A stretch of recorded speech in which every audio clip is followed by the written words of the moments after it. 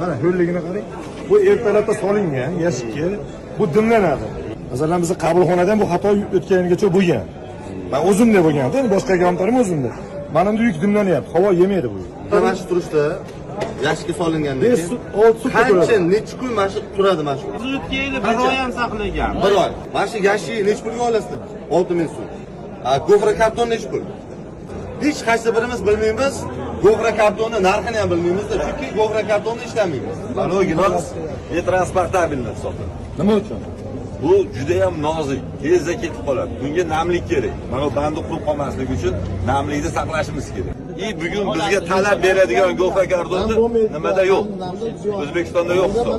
Oladigan yashqa desa yashqa qilib beramiz. Gofraga desa gofraga.